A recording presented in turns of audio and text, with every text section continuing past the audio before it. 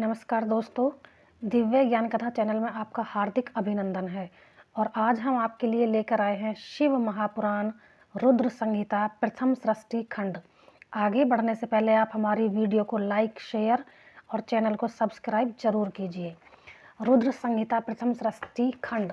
ऋषियों के प्रश्न के उत्तर में नारद ब्रह्मा संविधान की अवतारणा करते हुए सूत जी का उन्हें नारद मोह का प्रसंग सुनाना, काम विजय के गर्व से युक्त हुए नारद का शिव, ब्रह्मा तथा विष्णु के पास जाकर अपने तप का प्रभाव बताना, जो विश्व की उत्पत्ति, स्थिति और लय आदि के एकमात्र कारण हैं। गौरी गिरिराज कुमारी उमापति हैं, तत्वज्ञ हैं, जिनकी कीर्ति का कहीं अंत नहीं है, जो माया के आश्रय होकर भी उससे अत्यंत दूर हैं तथा जिनका स्वरूप अचिंत्य है। उन विमल बोध स्वरूप भगवान शिव को हम प्रणाम करते हैं। मैं स्वभाव से उन अनादि शांत स्वरूप एकमात्र पुरुषोत्तम शिव की वंदना करता हूँ, जो अपनी माया से इस संपूर्ण विश्व की सृष्टि करके आकाश की भांति इसके भीतर और बाहर भी स्थित हैं। जैसे लोहा चुंबक से आकृष्ट होकर उसके पास ही लटकता रहता है, उसी प्रकार ये सारे जगत सदा सब और जिसके आसपास ही भ्रमण करते हैं, जिन्होंने अपने से ही इस प्रपंच को रचने की विधि बताई थी, जो सबके भीतर अंतर्यामी रूप से विराजमान है तथा जिनका अपना स्वरूप अत्यंत गूढ़ है। उन भगवान शिव की मैं सादर वंदना करता हूँ। व्यास जी कहते हैं, जगत के पिता भगवान शिव, जगत माता कल्याणमयी पार्वती तथा उनके पुत्र गणेश जी को नमस्कार करके हम इस पुराण का वर्णन करते हैं। इस एक समय की बात है, नैमिषारण्य में निवास करने वाले शौनक आदि सभी मुनियों ने उत्तम भक्ति भाव के साथ सूत जी से पूछा। ऋषि बोले, महाभाग सूत जी, विद्येश्वर संहिता की जो साध्य साधन खंड नाम वाली शुभ एवं उत्तम कथा, जो उसे हम लोगों ने सुन लिया है, उसका आदि भाग बहुत ही रमणीय है तथा वह विश्व भक्तों पर भगवान शिव का वात्सल्य स्नेह प्रकट करने वाली है।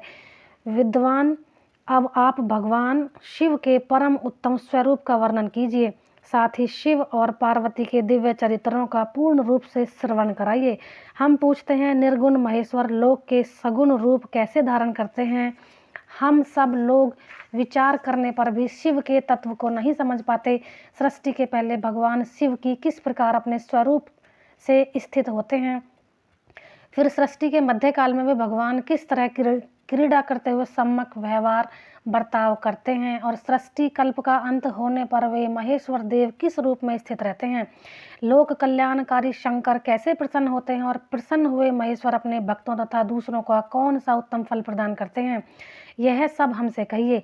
हमने सुना है कि भगवान शिव शीघ्र प्रसन्न हो जाते हैं, वे महान दयालु हैं, इसीलिए अपने भक्तों का कष्ट नहीं देख सकते। ब्रह्मा, विष्णु और महेश ये तीन देवता शिव के ही अंग से उत्पन्न हुए हैं। उनके प्रकाट्य की कथा तथा उनके विशेष चरित्रों का वर्णन कीजिए। प्रभु, आप उमा के आविर्भाव तथा विवाह की भी कथा कहिए।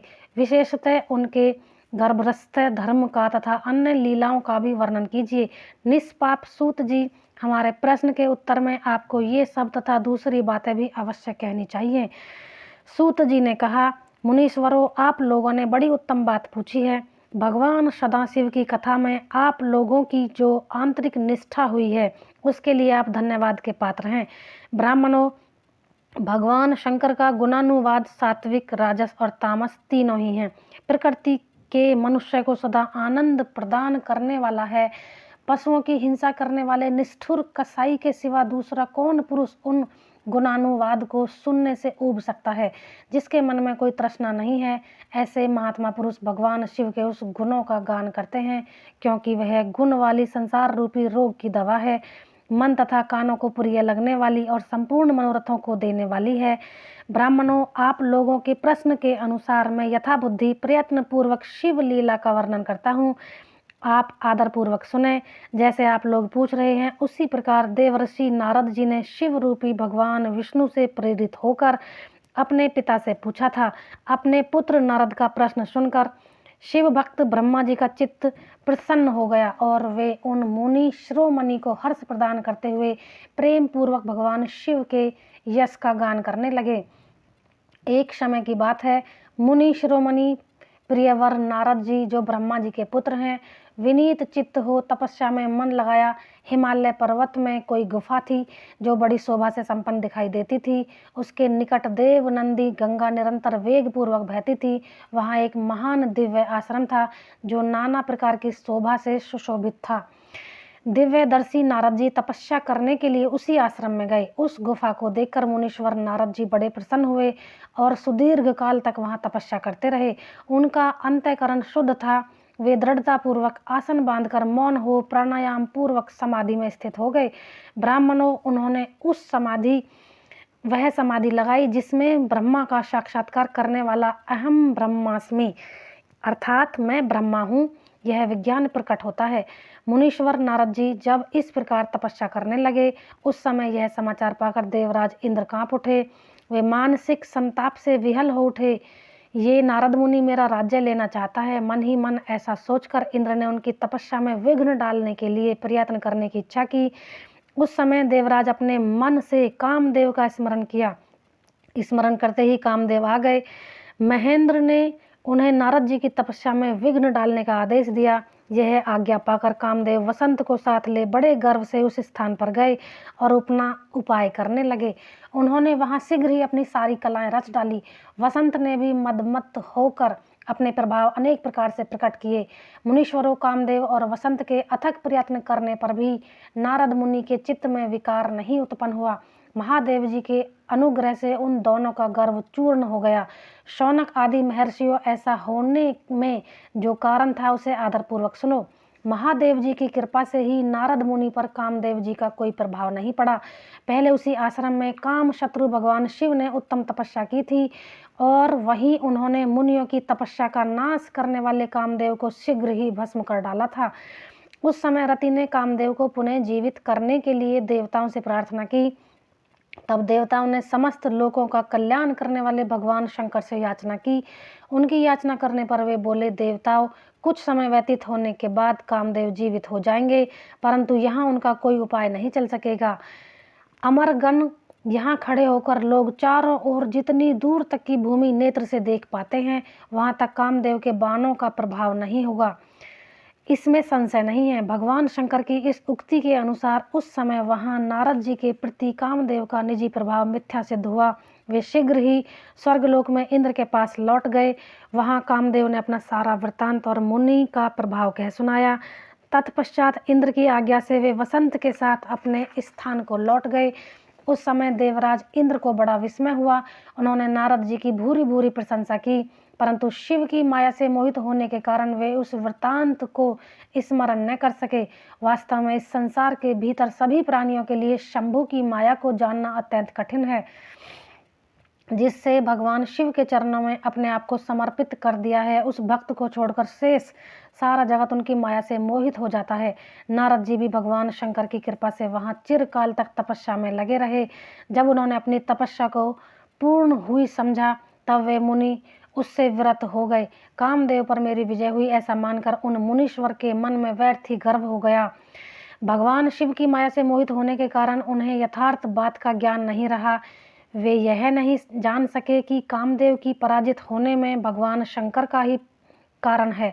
उस माया से अत्यंत मोहित हो मुनि शिरोमणि नारद अपना काम विजय संबंधी वृत्तांत बताने के लिए तुरंत ही कैलाश पर्वत पर गए। उस समय वे विजय के मद से उन्मत्त हो रहे थे। वहां रुद्रदेव को नमस्कार करके गर्व से भरे हुए मुनि ने अपने आप को महात्मा मानकर तथा अपने ही प्रभाव से कामदेव पर अपनी विजय हुई समझकर उनसे सारा वृत्तांत कह सुनाया। यह सब सुनकर भक्त वत्सल भगवान शंकर ने नारद जी से अपनी शिव की ही माया से मोहित होने के कारण काम विजय के यथार्थ कारण को नहीं जानते थे और अपने विवेक को भी खो बैठे थे, कहा। रुद्र बोले, तात नारद, तुम बड़े विद्वान हो, धन्यवाद के पात्र हो, परंतु मेरी यह बात ध्यान देकर सुनो। अब से फिर कभी ऐसी बात कहीं भी नहीं कहना, विशेषतः भगवान विष्णु के सामने इसकी चर्चा कदापि न करना। तुमने मुझसे अपना जो वृत्तांत बताया है उसे पूछने पर भी दूसरों के सामने न कहना।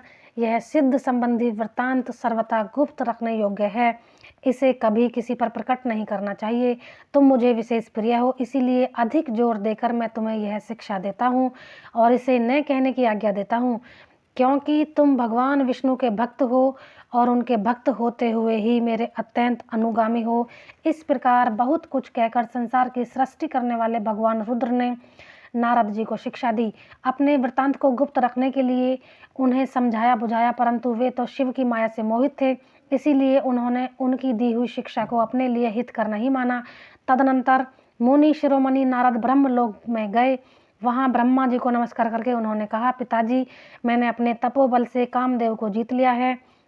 उनकी यह बात सुनकर ब्रह्मा जी भगवान शिव के चरण विंदों का चिंतन किया और सारा कारण जानकर अपने पुत्र को यह सब कहने से मना किया, परंतु नारद जी शिव की माया से मोहित थे, अतः उनके चित्त में मद का अंकुर जम गया था, उनकी बुद्धि मारी गई थी। इसीलिए नारद जी अपना सारा वृत्तांत भगवान विष्णु के सामने कहने के लिए वहां से शीघ्र ही विष्णु लोक में गए। नारद मुनि को आते देख भगवान विष्णु बड़े आदर से उठे और शीघ्र ही आगे बढ़कर उन्होंने मुनि को हृदय से लगा लिया। मुनि के आगमन का क्या हेतु है, इसका उन्हें पहले से ही पता था।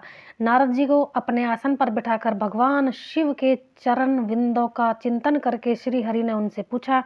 भगवान विष्णु बोले, तात, कहाँ से आते हो? यहाँ किस लिए तुम्हारा आगमन हुआ है?